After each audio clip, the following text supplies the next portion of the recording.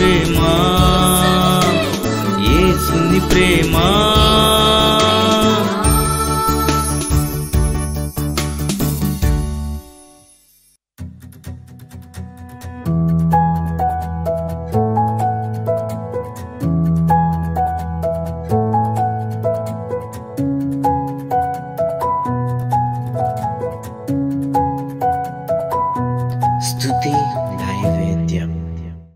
కాబట్టి దేవుడు నీతోనే మాట్లాడుతున్నాడని దేవుడు నాతోనే మాట్లాడుతున్నాడని మనం నమ్మినప్పుడే ఆ వాక్యం మనలో ఫలిస్తుంది.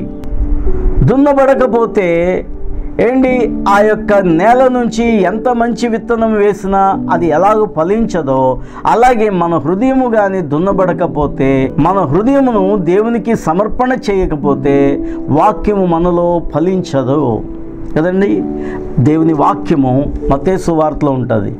100 60 30 ఫలిస్తుంది అని ఇదే విత్తనాన్ని గురించి చెబుతున్నప్పుడు మత్తయి సువార్తలో ఉంటుంది. ఒకసారి చూద్దాం, చూడండి. మత్తయి సువార్త 13వ అధ్యాయము 8వ వచనం. కొన్ని మంచి నేలను పడి ఒకటి 100 ఒకటి 60 ఒకటి 30 ఫలించెను. చెవిలు గలవాడు వినుగాక అని చెప్పాను. హల్లెలూయా. ఫలింపులో కూడా 3 విధానాలు ఉన్నాయని ఇక్కడ పరిశుద్ధాత్మ దేవుడు రాస్తున్నాడు. 100 ఫలింపు, 60 ఫలింపు, 30 ఫలింపు. ఎప్పుడు కూడా వాక్యాన్ని చక్కగా వినటం వల్ల 30 ఫలింపు వస్తుంది. వాక్యాన్ని జాగ్రత్తగా వింటే. అసలు వినకపోతే ఇంకా త్రోవ ప్రక్కన పడిన విత్తనం వలె అది పక్షులు ఎత్తుకుపోయినట్లుగా అయిపోతుంది. సాతానుడు ఎత్తుకుపోతాడు. అయితే వాక్యాన్ని కానీ విన్నావనుకో, నువ్వు 30 ఆశీర్వాదం నీలోనికి వస్తుంది. ముందుగా 30 నువ్వు ఫలిస్తావు. తర్వాత వాక్యము వినటమే కాదు, సరిగ్గా అర్థం చేసుకుంటే 60 ఫలింపులోనికి వెళతావు. వాక్యాన్ని వింటారు చాలామంది, కానీ అర్థం కాదు. బైబిల్ చదువుతారు కానీ అర్థం కాదు. ఎప్పుడు కూడా అర్థం కావాలంటే దేవుణ్ణి అడగాలి. అర్థం కాని విషయాలను దేవుని దగ్గర మనం అడిగితే తప్పకుండా దేవుడు మనకి దాని అర్థం ఏంటో మరలా చెప్తాడు. అదే వాక్యాన్ని ఇంకొక దగ్గర చూపిస్తాడు. ఇలాగ దేవుడు నీకు ఏదో ఒక రీతిగా, లేకపోతే నీకు ఏదైనా డౌట్స్ ఉంటే ఒక్కోసారి ఆ డౌట్ ఏంటి అని దేవుణ్ణి అడుగు. దైవజనం ద్వారా దేవుడు ఏం చేస్తాడంటే ఆ యొక్క అర్థాన్ని నీకు తెలియజేస్తాడు. ఎప్పుడు కూడా దేవుణ్ణి అడగాలి. హల్లెలూయా. అయితే అర్థం చేసుకుంటే నువ్వు 60 ఆశీర్వాదంలోనికి వస్తావు. తర్వాత వాక్యాన్ని విన్నావు, అర్థం చేసుకున్నావు, ప్రయోజనం కాదు. సంపూర్ణమైన ప్రయోజనం ఎప్పుడంటే వాక్యాన్ని బట్టి నువ్వు జీవించినప్పుడు 100 ఫలింపు నీకు వస్తుంది. హల్లెలూయా. అందుకనే 100 ఆశీర్వాదం, 60 ఆశీర్వాదం, 30 ఆశీర్వాదం అని వాక్యంలో ఉంటుంది. కాబట్టి ఎప్పుడైతే వాక్యం వింటావో, అర్థమవుతుందో నీకు ఆ వాక్యము, దాంతో ఆగిపోవద్దు. ఆ వాక్యాన్ని బట్టి నువ్వు జీవించడం ప్రారంభించు, 100 ఫలితం నీకు వస్తుంది. అప్పుడు నీ హృదయం ఎలాగుంటుందంటే మంచి నేలను పడిన విత్తనం వలె ఫలిస్తుంది వాక్యం. హల్లెలూయా. నీ జీవితంలో ఆశీర్వాదాలు చూస్తావు. ఎప్పుడు కూడా వాక్యంలో ఏముంటుందంటే ఆశీర్వాదం దాగి ఉంటుంది. కానీ అది మనం పాటించే విధానమును బట్టే అది మనలో ఫలిస్తుంది. కాబట్టి అబ్రహామును దేవుడు ఎంతగానో దీవించాడంటే అబ్రహాము దేవుని మాట సంపూర్ణంగా నెరవేర్చాడు.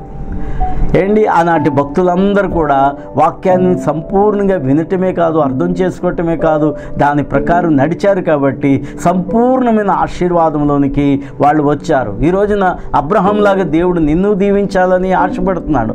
కానీ నీవు కూడా అబ్రహాము వంటి మనసుతో, అబ్రహాము వంటి హృదయంతో వాక్యానికి నువ్వు చోటి తప్పకుండా నీవు కూడా ఫలిస్తావు. అంతేగాని వాక్యం విని చాలామంది కొద్ది రోజులు మాత్రం సంతోషంగా ప్రభువుని వెంబడిస్తే అది ప్రయోజనం కాదు. అసలు వాక్యాన్ని వినకపోతే అసలు ప్రయోజనం లేదు. వాక్యాన్ని విని కొద్ది రోజులు మాత్రమే సంతోషంగా దేవునితో ఉండి నడిస్తే అది ప్రయోజనం కాదు. అంతేకాకుండా లోక భోగాల వైపు మనం నడుస్తూ ధన వ్యామోహంలో పడిపోయి దేవుని వాక్యం ప్రకారంగా మనం జీవించకపోతే అది ప్రయోజనం కాదు. కానీ దేవుని వాక్య ప్రకారంగా మనం సంపూర్ణంగా జీవించినప్పుడు నూరంతల ఆశీర్వాదంతో మనం ఫలిస్తాం. హల్లెలూయా. చూడండి, విత్తనం ఒకటే, వాక్యం ఎప్పుడు కూడా ఒకటే. ఒక 50 మంది సంఘానికి వస్తే, ఒక 500 మంది సంఘానికి వస్తే, ఒక 1000 మంది సంఘానికి వస్తే, లేదంటే లక్షల మంది ఉండే సభల్లో కూడా దేవుని వాక్యాన్ని, ఒకే ఒక్క వాక్యాన్ని విత్తుతారు. కానీ అక్కడికి వచ్చిన హృదయాలు స్వీకరించే విధానమును బట్టి ఫలింపు అనేది ఉంటుంది కదా. కాబట్టి ప్రియమైన వారులారా, వాక్యం వింటున్న నీవు వాక్యాన్ని ఎలాగ స్వీకరిస్తున్నావు? మంచి నేలను పడిన విత్తనం ఫలించినట్లుగా నువ్వు స్వీకరిస్తున్నావా లేదా నువ్వు చూసుకో. కాబట్టి దేవుని వాక్యము ఫలించాలి మనలో. యోసేపు ఫలించడి కొమ్మ అంటాడు. కాబట్టి యోసేపుకి దేవుడు అంటే ఎంతో ఇష్టం. అంటే ఏంటో అర్థం తెలుసా? దేవునికి భయపడి పాపమునకు దూరంగా పారిపోయాడు. కాబట్టి వాక్యమును ప్రేమించే వ్యక్తి పాపము చేయలేడు. దేవుణ్ణి ప్రేమించే వ్యక్తి పాపము చేయలేడు. వాక్యములో ఉండే శక్తి అప్పుడు మనలో ఫలిస్తుంది. హల్లెలూయా. కాబట్టి దేవుని మాటలు వింటున్న మీరందరూ, ఎన్నో వాక్యాలు వింటున్న మీరందరూ కూడా మంచిగా ఫలించాలని ఆశ మీలో ఉంటే వాక్యాన్ని సంపూర్ణంగా స్వీకరించండి. వాక్యంలో ఎంతో ఆనందం ఉంది, సంతోషం ఉంది, ఎంతో ఆశీర్వాదం ఉంది. కాబట్టి దేవుని మాట వల్ల మనము అనేక ఆశీర్వాదాలు పొందుకుంటాం. కాబట్టి మీరందరూ కూడా చక్కగా దేవుని మాటలు వింటున్నారు, మంచిదే. వాటిని జాగ్రత్తగా అర్థం చేసుకోండి. అలాగే వాక్య ప్రకారంగా నడవటం మొదలు పెట్టండి. మీ జీవితంలో ఆశీర్వాదాలు వాటంతటవే మీ దగ్గరికి వస్తాయి. హల్లెలూయా. అనేక దీవెనలతో దేవుడు మిమ్మల్ని నింపుతాడు. అనేక ఆశీర్వాదాలు మీ మీద కుమ్మరించబడతాయి. దేవుని యొక్క వెలుగుతో మన కుటుంబాలు, మన జీవితము నింపబడుతుంది. కళ్ళు మూసుకోండి, ప్రార్థన చేసుకుందాం. మహాపరిశుద్ధుడైన మా తండ్రి, నీ నామానికి మహిమను ఘనతను ఆరోపిస్తున్నాం ప్రభా. నీ వాక్యం ద్వారా నీ ప్రజలందరితోనూ మాట్లాడినందుకు వందనాలు తెలియజేస్తున్నావు నాయన. ఇదిగో తండ్రి నాయన, నీ వాక్యంలో ఉండే సారాంశమును గ్రహించి నీ వాక్య ప్రకారంగా జీవించే భాగ్యము మా అందరికీ అనుగ్రహించి నీ కృపతో నింపండి. అనేక మంది బిడ్డలు ప్రభా ఈ కార్యక్రమాలు చూస్తుండగా వారికి మంచి ఆరోగ్యాలు దయచేయండి. వారి కుటుంబాల్లో ఆశీర్వాదకరమైన ఇదో తండ్రి గొప్ప సంగతులు జరిగించండి నాయన.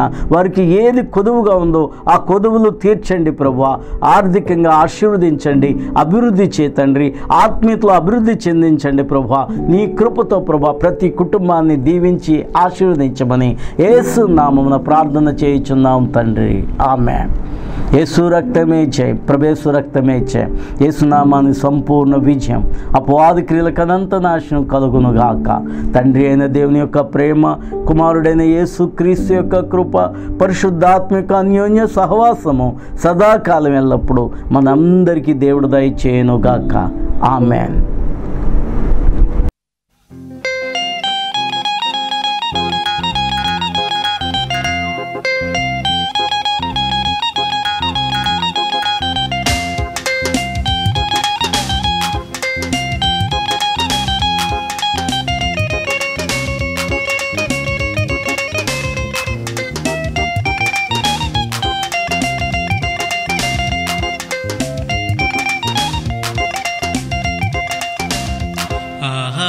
ఎంత ఆనందం యేసయ్య సుందర రాజ్యం. ఆహాహా ఎంత ఆనందం యేసయ్య సుందర రాజ్యం. ఆత్మీయ కన్నులతో చూడు, ఆ రాజ్యం నీదే ఆగును.